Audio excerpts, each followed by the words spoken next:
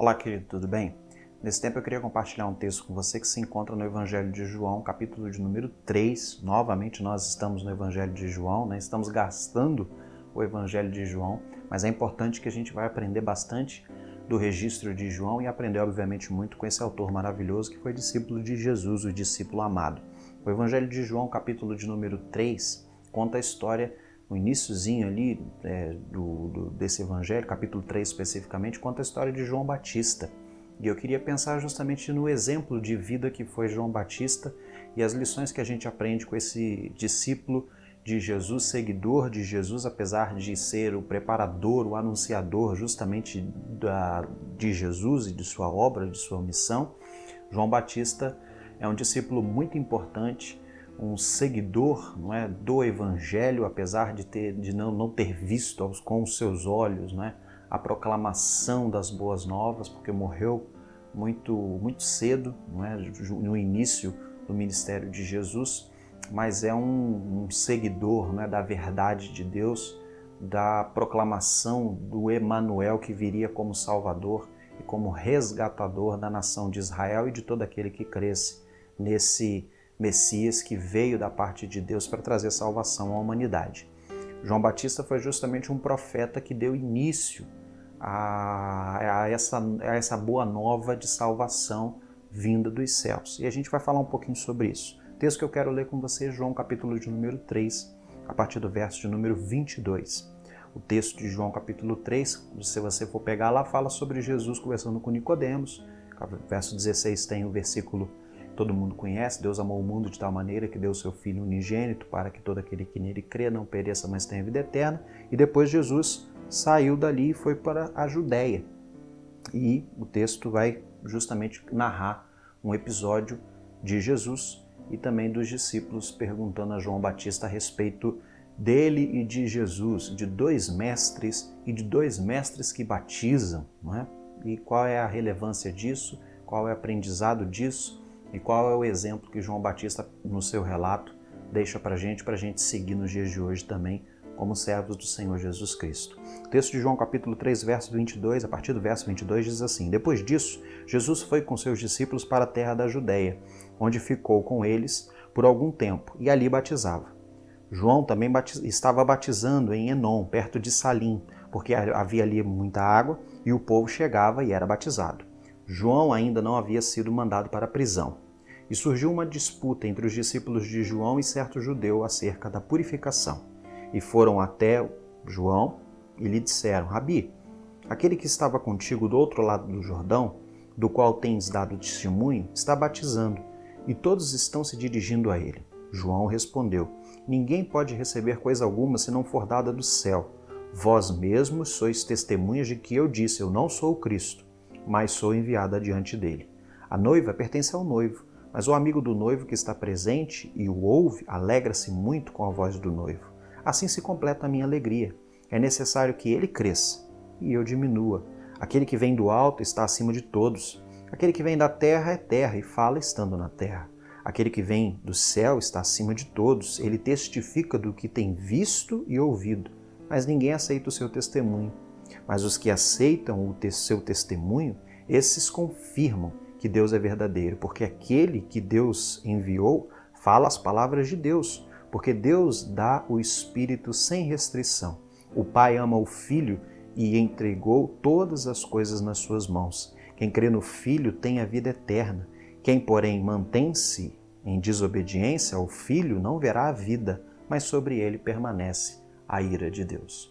O trecho fala justamente de um momento que Jesus vai à Judéia, e é interessante que João Batista viveu durante muito tempo de sua vida, né, em regiões montanhosas, né? A própria casa onde Isabel e Zacarias moravam era numa região montanhosa. A gente vê isso nas regiões montanhosas de Jerusalém, a gente vê isso descrito lá em Lucas capítulo 1, quando Maria, quando recebe a visita do anjo anunciando que ela seria a mãe do Salvador e toda aquela história, ela vai ao encontro de Isabel, a mãe de João Batista, que ficava justamente numa região montanhosa. Acreditamos que Maria era a parenta, né, de Isabel, mãe de João Batista, e João Batista justamente filho de Isabel e de Zacarias, o sacerdote Zacarias.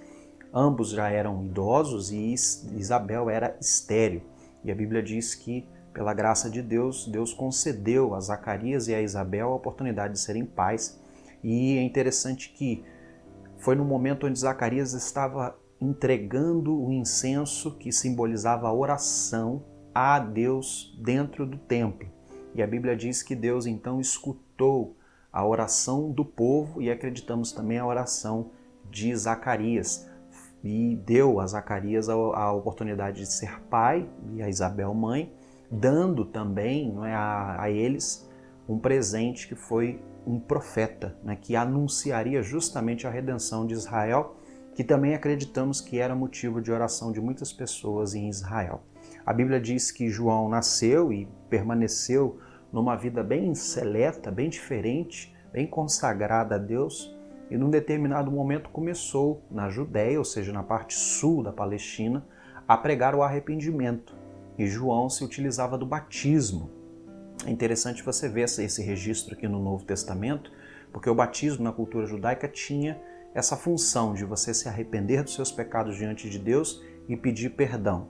Quando você fazia isso, o ato simbólico diante de Deus para a comunidade judaica era você se purificar, que era se batizar. A palavra baptizo no grego tem a ideia de imergir, né, de dar um mergulho. E geralmente quem fazia isso era ou o judeu mesmo, se auto-batizava, havia também esse costume em Israel, mas também havia um simbolismo também de você ter um mestre, ter um sacerdote, ter um conselheiro, um guia espiritual, no caso da comunidade judaica, a fazer isso por você. E muitos iam a João pedindo perdão pelos erros e também, não é, permitindo João batizá-los, né? E a gente vê isso o tempo inteiro na terra de Israel.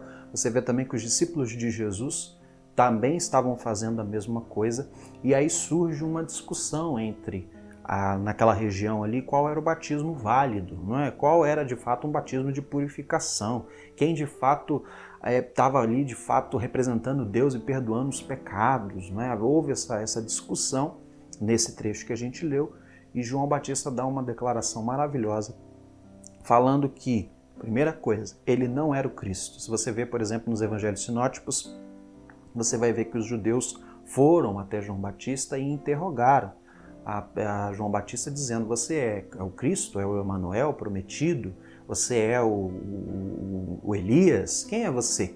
E ele cita Isaías, e na verdade ele usa muito o livro de Isaías também, dizendo: olha, eu sou a voz que clama no deserto, não é? A citação lá do livro de Isaías, porque ele era justamente o profeta que estava em Israel cumprindo uma missão muito importante, dita até pelo próprio Jesus como uma missão muito importante, que era anunciar a vinda de Cristo.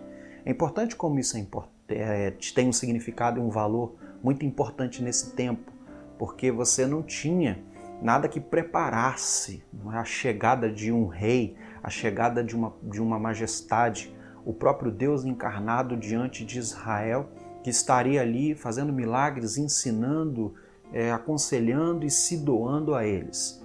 Não tinha como avisar, não tinha como chegar, bater em casa em dizer: o Emanuel, Deus conosco, não é? O prometido dos profetas estará aqui na sua terra, estará aqui na Palestina, percorrendo a Galileia, a Samaria e a Judéia. Você não tinha, essas ferramentas que nós temos hoje com a nossa cultura e com o avanço da tecnologia, essa propaganda, né?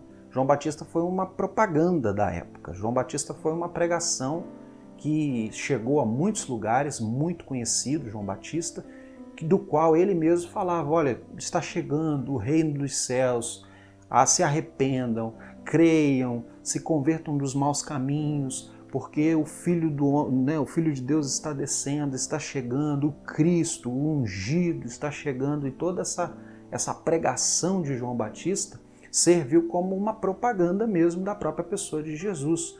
E é interessante que no próprio texto, depois que ele fala: eu não sou o Cristo, eu sou amigo do noivo, o noivo está sendo dado à noiva, não é? Ou seja, o noivo, simbolismo de Jesus, a noiva, o seu povo, eu sou só amigo do noivo. E importa que nesse período agora ele cresça e eu diminua. E essa frase de João Batista é emblemática justamente nesse período histórico aqui, onde João Batista era muito conhecido e Jesus estava também se transformando numa pessoa muito conhecida. E era necessário justamente João Batista sair de cena, e foi o que aconteceu. Não é? Você vê depois, logo depois, João Batista sendo preso por Herodes Agripa, e depois Salomé, sua filha, pede a cabeça de João Batista numa bandeja de prata depois de ter dançado para o Herodes Agripa. E aí você vê, né, a morte ali, logo, né, capítulos depois, historicamente, tempos depois, bem breve, acontece a sua prisão e a sua morte, né, diante do rei Herodes Agripa, que foi o que mandou, né, a sentenciar a cabeça de João Batista. Você vê isso acontecendo, e é interessante justamente essa fala e esse comportamento de João. Vale lembrar que João se encerra um período de 400 anos que Deus cessou a profecia em Israel. Vale lembrar que Jesus mesmo em Mateus capítulo de número 23, finalzinho do capítulo 23, início do capítulo 24, ele mesmo diz, olha, Israel que mata os seus profetas, não é? Israel que toda vez que se levanta um profeta falando de Deus, não é? Os israelitas, ao invés de se converterem, matam esses profetas. Então Deus permitiu 400 anos sem um registro profético, um enviado de fato de Deus, cheio do Espírito Santo, proclamando verdades que viessem de Deus. Nesse período de extrema necessidade de se ouvir de Deus, surgiu várias literaturas que não são consideradas inspiradas pelo Espírito Santo, e aí surge o que a gente chama de quase que o último profeta do Antigo Testamento, apesar de estar no Novo. Não é? João Batista, apesar de estar no Novo Testamento, ele encerra um período da Antiga Aliança, um período da aliança de Moisés, o período da aliança onde você estava baseado na lei e nos profetas para ser salvo. A partir de Jesus, nós somos salvos pela graça, pela fé e pela obra de Jesus na cruz do Calvário. E é interessante que João Batista cumpriu essa missão, sendo esse último profeta veterotestamentário, apesar de estar no Novo, mas vale lembrar que ele está citado, por exemplo, no livro de Malaquias. O último capítulo de Malaquias fala sobre um Elias que viria para anunciar justamente a vinda do Cordeiro de Deus, a vinda do Emanuel, e justamente esse Elias, não era Elias, era João Batista, mas sendo ali utilizando uma tipologia da pessoa de Elias, que foi também um grande profeta no Antigo Testamento. E João Batista ele tem algumas características peculiares. Ele estava sozinho diante de um povo dominado por um império muito forte, controlado por uma religiosidade completamente distante de Deus, do qual o próprio Jesus, depois nos evangelhos, vai chamar os judeus de hipócritas o tempo inteiro. E a Bíblia diz que João Batista teve um comportamento maravilhoso que serve como exemplo para a gente até hoje. O primeiro ponto que eu queria discutir com você foi que João Batista confiou na esperança da redenção. E é interessante como que, apesar de João Batista fazer parte desse período dos profetas que pregavam a redenção de Israel, assim como muitos profetas no Antigo Testamento, como Isaías, que João Batista se utilizou muito da mensagem de Isaías no seu tempo, você vê João Batista vivendo justamente por essa mensagem, crendo nessa mensagem. E é interessante como que isso se perpetua mesmo no Novo Testamento. O que é Jesus? Jesus é a esperança de redenção, é a esperança de transformação da nossa vida, do nosso estado atual diante de Deus e diante dos homens. Jesus, como temos falado aqui no Evangelho de João, ele é capaz de promover uma restauração do indivíduo, uma transformação do indivíduo, para que o indivíduo seja melhor a cada dia e melhor, seja mais próximo de Cristo, mais luz de Cristo para as pessoas que o cercam. E a Bíblia também diz que nós temos a esperança da redenção, ou seja, do céu, não é? Ou seja, João Batista vivia sobre esse princípio, confiava nesse princípio e vivia sobre esse princípio. Se por um lado, ponto número 1, ele confiava nisso e pregava isso, crendo, não é, com toda a sua força nessa verdade, ele também permanecia confiado, permanecia vivendo sob essa mesma verdade. E isso é muito importante, porque João Batista, ele foi, lembra lá do questionamento? Você é Elias, você é Cristo? Porque os judeus também não tinham um bom relacionamento com João Batista, porque quando a gente estuda sobre a profecia de João Batista, a gente vê que a profecia de João Batista é arrependam-se, não é? Deixem de fazer as coisas erradas. E como profeta ele condenava o erro das pessoas mas também trazia as pessoas ao arrependimento, a se aproximarem de Deus. E isso para uma comunidade judaica, principalmente de líderes religiosos que estavam tão distantes de Deus, tão em pecado, tão atolados em pecado, essa profecia de João Batista era como, diz um teólogo, um machado no pé de uma árvore, não é? Isso era difícil de engolir. João Batista não tinha um bom relacionamento com o governo, por exemplo. Herodes matou João Batista. Não tinha um bom relacionamento com a liderança judaica. João Batista era um solitário mesmo, uma voz que clama no deserto, no singular, mas permaneceu assim, crendo que a sua vida e que a sua missão era importante. E é interessante que, primeiro, ele confia nessa verdade, se entrega a essa verdade, diante de toda a oposição, de todos os questionamentos, ele permanece firmado nessa verdade, e isso é significativo para a gente no nosso tempo. Qualquer circunstância que a gente passa, muitas vezes, a gente questiona a validade da nossa fé, a validade do nosso compromisso com Deus, a validade da igreja que nós estamos e daqueles que nos cercam, não é? A gente sempre se questiona muito quando a Bíblia sempre cita para nós, tanto como com o exemplo de João Batista, quanto também todo o Novo Testamento, permaneça. Permaneça porque as coisas serão difíceis. O próprio Jesus disse, no mundo tereis aflições, mas tem de bom ânimo, eu venci o mundo. Permaneçam, não é? Aquele que for fiel até a morte, esse ganhará a coroa da vida, como diz o livro do Apocalipse. Então é necessário a gente permanecer. Permanecer é difícil, porque principalmente quando surgem tempestades, quando surge oposição, questionamento, a gente sempre, né, começa a trazer uma reflexão de será que é verdade, será? Mas o que baseava, por exemplo, a vida de João Batista era a verdade. Então quando você está firmado na verdade, que é o próprio Cristo, e o que João Batista está pregando é Cristo, não é? A vinda de Cristo, a pessoa do Emanuel junto com o povo de Deus, você consegue permanecer e consegue vencer, que é o mais importante. Apesar de João Batista ter morrido e a sua cabeça ter sido decapitada, não é? Infelizmente, João Batista é um vencedor. Não é? Nem todos aqueles que morrem como um criminoso no reino de Deus são menos importantes do que os que morrem com glamour. Pelo contrário. A Bíblia diz que João Batista foi um homem muito importante, dito por Jesus, um dos homens referência, nascidos de mulher, não é? O próprio Jesus disse que não houve ninguém maior que João Batista. Então você percebe João Batista como uma pessoa muito importante e com um ministério muito importante, esse ministério de propaganda, como a gente falou, e muito relevante no tempo, porque as pessoas, quando começaram a perceber o Jesus de Nazaré, o Jesus Cristo, o Jesus ungido, aquele que estava com seus discípulos, aquele que foi batizado por João Batista, as pessoas começaram a entender que João Batista estava se referindo a Jesus. Então o ministério de João Batista foi muito importante. Ele, além de ser, não é, permanecer e de confiar nessa verdade, João Batista foi extremamente humilde. A resposta dele, não é necessário que ele cresça e eu diminua, no verso 30, é um verso que justamente faz jus ao que João Batista foi.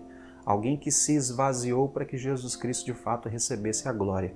E é importante a gente entender isso. A glória tem que ser sempre de Cristo.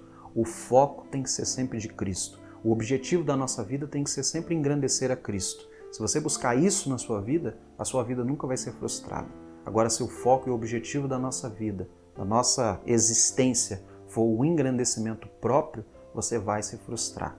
Porque fatalmente você vai ter momentos onde todos nós temos momentos de glória, não é? Mas também temos muitos momentos de fracasso, muitos momentos de tristeza, muitos momentos de dores, prisões como João Batista, açoites, quem sabe, passaremos por muitas coisas, simbolizando e muitas analogias nós podemos fazer com os discípulos de Jesus, que nós também passaremos por servirmos a Jesus no nosso tempo, por optarmos por vivermos confiados e permanecendo na verdade de Cristo Jesus.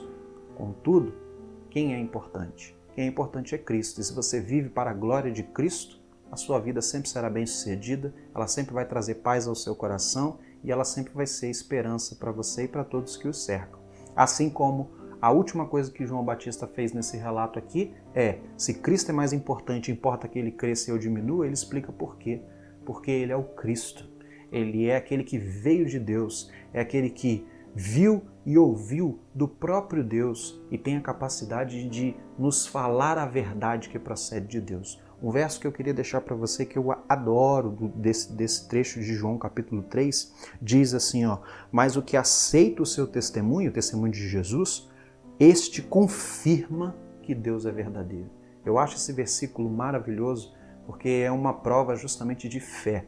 Quando você confia que Jesus Cristo é a verdade e de que o seu testemunho é de Deus e é válido, Jesus Cristo esclarece a sua mente, o seu coração, a sua perspectiva, e você prova que todas as coisas que Jesus Cristo estão falando, de fato são verdade. E isso é interessante porque não vem pelo aspecto de você discutir com Deus se existe ou se não existe, se é certo ou se não é certo, vem pelo aspecto de crer. Você precisa dar ouvidos, você precisa confiar, lembra do confiar? Você precisa permanecer nessa verdade. Se você fizer isso, você vai provar que Deus é verdadeiro.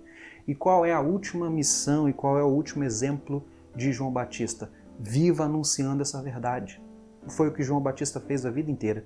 Anunciou a verdade de Cristo Jesus. Mais uma vez, ele aproveita de uma discussão sobre batismo, de purificação, quem é maior, quem é menor. Cristo é maior, lógico, ele é o próprio Deus. Ele é aquele que veio de Deus, ele é capaz de perdoar os pecados. Se existe alguém que pode purificar a alma de vocês, é Cristo.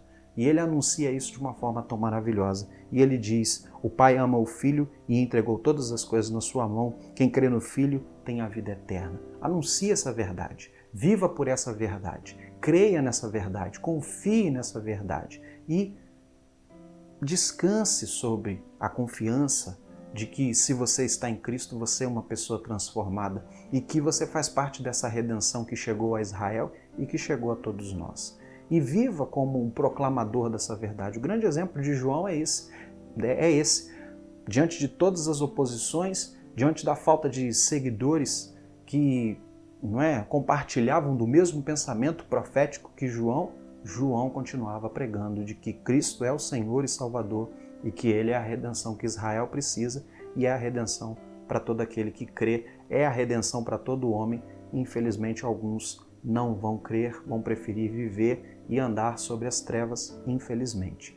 Mas se você crer, você pode descansar. E a missão nossa é proclamar essa verdade, para que pessoas sejam restauradas, sejam transformadas e entendam que sim, Jesus Cristo é o Senhor e que Ele veio à Terra para ser o nosso Salvador. Amém?